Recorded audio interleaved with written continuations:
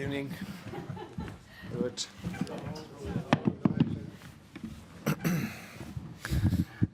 Good evening, everyone. Since this will serve also as a pre-final press conference, we'll start by asking Novak to look ahead to Sunday, 10th Australian Open final, but also so much on the line. The winner will also be #1 the following Monday. So just talk through all those things and the matchup with Stefanos. I'm, of course, very satisfied and pleased to be in another Grand Slam finals. I mean, this is exactly what I've imagined and hoped that will happen. You know, when I came to Australia, with the intention to be in a position to fight for another Australian Open trophy. I think that the experience of being in this particular situation and circumstances before helps. I think also the fact that I never lost the Australian Open finals definitely serves as a great confidence booster prior to Sunday. But of course, still the job needs to be done on the court. I'm going to play against Tsitsipas, who is in a great shape, great form, has been playing some of his best tennis, and I'm sure that he's going to be very motivated to win his first Grand Slam title. I know his game pretty well. He knows my game well. We played several times on different surfaces. We played in one Grand Slam finals was on clay though in Roland Garros some years ago. So I know what's ahead of me, and I'm excited. There's, you know, fortunately for me at this stage of my career, because of all the achievements, there's always, basically every match or every tournament, there's always something on the line, particularly when the Grand Slams are played. So, you know, of course, I'm privileged to be in this position, and I'm hoping for the best. Neil.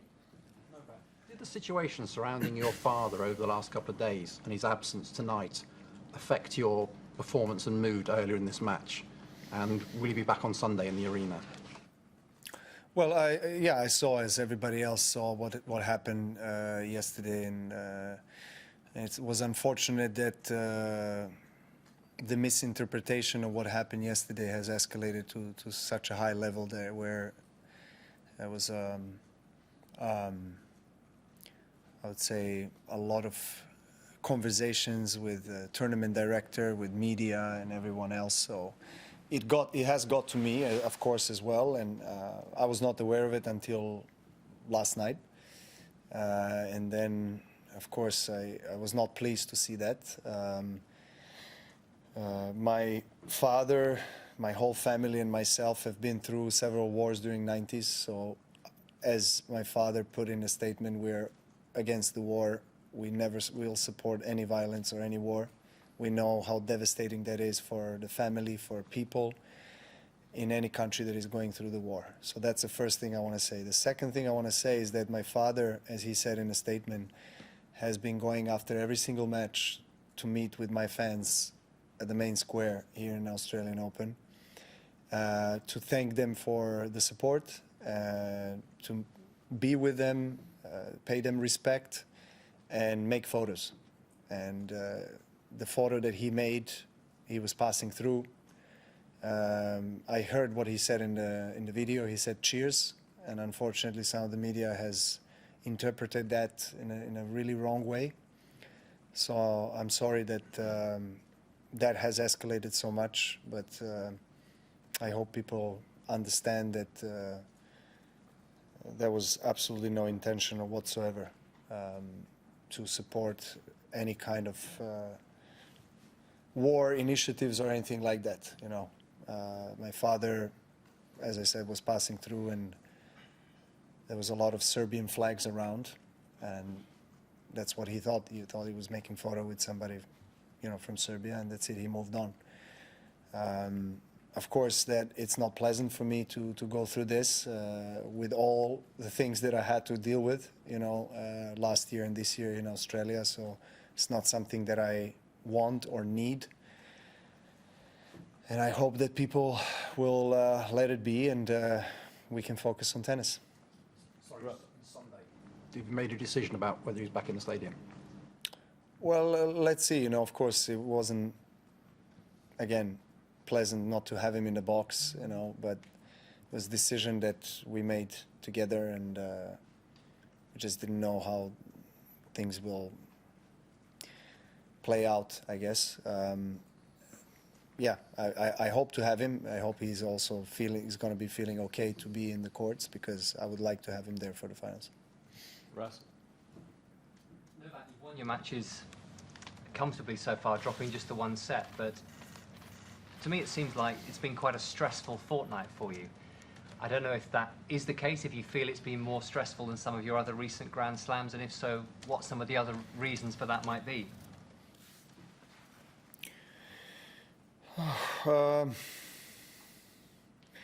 don't think it's particularly different in terms of a stress or what I'm going through on the court comparing to most of the other slams I played in my life. I mean, look, you know, it's final stages of a slam at this stage of my career. I know every single Grand Slam is a golden opportunity for me to try to get another trophy, you know, and I don't know how many more I'll have opportunities. So, of course, I feel it, you know, I feel pressure, I feel stress as any other player, you know, I feel nerves, I feel excitement. There's a lot of different emotions that go through. Today, you know, in the first set, obviously 5-1 up and serving for the set and having a set point, and then things quickly changed, and I was really tight on the court. You know, he came back to 5-all, and I was struggling also physically, you know, and emotionally, and I guess in this kind of particular matches at the final stages of a slam, you can expect to have crisis, 1 or 2 or 3 crises, you know, the less the better, but I did have, and I'm really glad to overcome that crisis towards the end of the first set, and then it was quite smooth sailing, I would say, from the beginning of the second towards the end of the match. You know, early in the second, early in the third, I managed to make an early break, distance myself results-wise, and you know, finished off the match in good style. It's a very unique final. We've got a Greek versus a Serbian, huge communities in this city. But we've heard some hecklers, we've seen some unacceptable scenes of Russian fans. How important is it that individuals do not overstep the mark on the final on Sunday?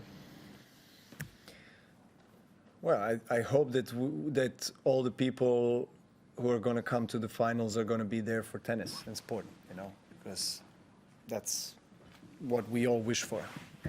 We all wish that players, fans focus on tennis and celebrate this beautiful sport and marvel you know, one of the most special matches throughout the year, which is Slam final. You know, there's 4 slams and this is one of them. So, you know, I'm again really excited and privileged to be in that finals against Tsitsipas. You mentioned the communities, Serbian and Greek communities are big for sure. The Serbs and Greeks historically get along very well, so I just don't think that there's going to be any conflict on and off the court in terms of the crowd. In contrary, I think I'm confident that people will support their respective players in a respectful way, and let's see what happens. Great. You just touched on every time you're on court or in a tournament, you want to hold the trophy. What would you say, or have you thought of what the end game is for you, the end goal? What do you want to, when the time comes, and I'm not trying to retire you, but when the time comes, what would you be satisfied that you've achieved? I don't think there is a simple answer to that question, to be honest, because I was mentioning before that I played professional tennis for several different reasons. You know, some personal reason is that I feel that on the tennis court I always have an opportunity to learn something new about myself, and I guess fight with my own demons, you know, and that I guess we all have. And when on the tennis court, in the midst of the battle, some of the things surface, and you know, I have to deal with it. So it's a great school of life for me. And then at the same time, of course, I have professional goals and ambitions, and those are Grand Slams and being #1 in the world. Those two probably pinnacles of the professional tennis world have always been there as goals for me.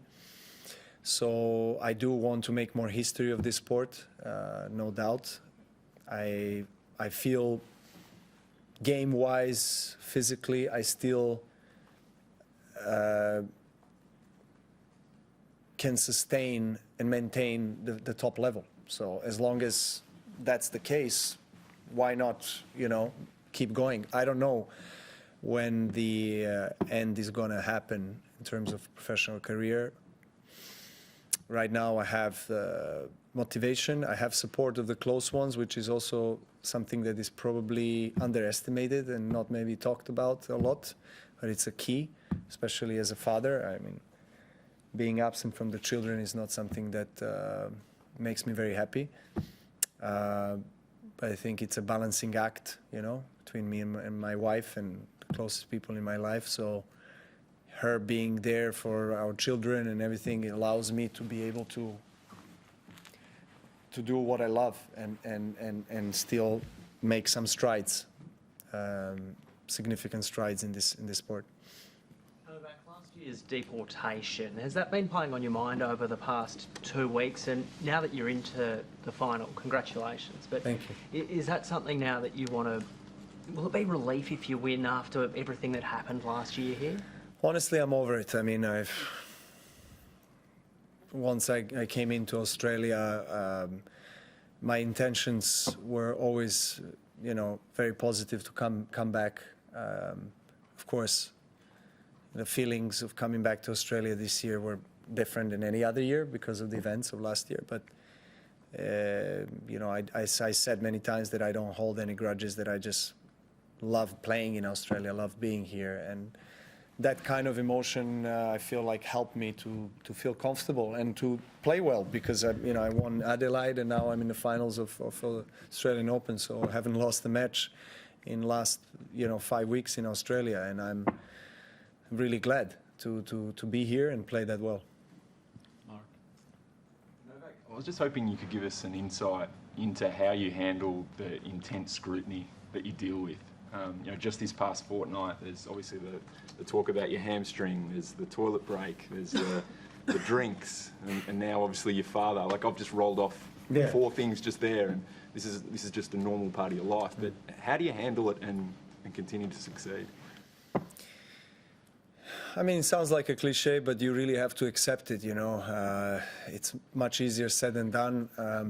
In my case, I feel like things are just kind of piling on, adding on, somehow, for one reason or another. And I mean, it's not an ideal situation or circumstances to be in when you have to kind of deal with all these other outside factors that are not really necessary during such an important event, But it's been part of my life, and fortunately the last few years more so, and I just try to evolve from it. I try to become more resilient, more stronger, and I also don't,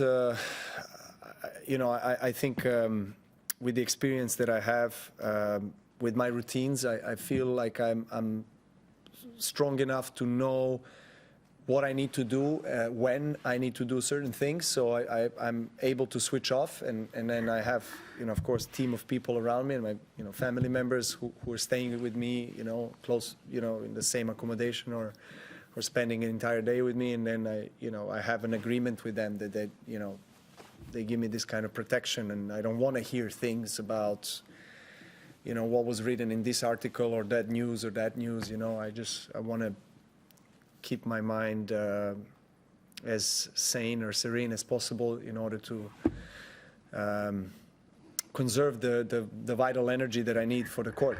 But in one way or another today, information comes to you. So when it does, it's there. So then you have to, find a way just to kind of accept, let it go, and just not allow it to, consume your day, or or turn your state of mind into something that you don't want, especially before semifinals or finals of a Grand Slam. So, these are the moments where you're just like, okay, now it's about locking in, it's about creating your own space with your own people, being comfortable, and just trying to focus on what matters.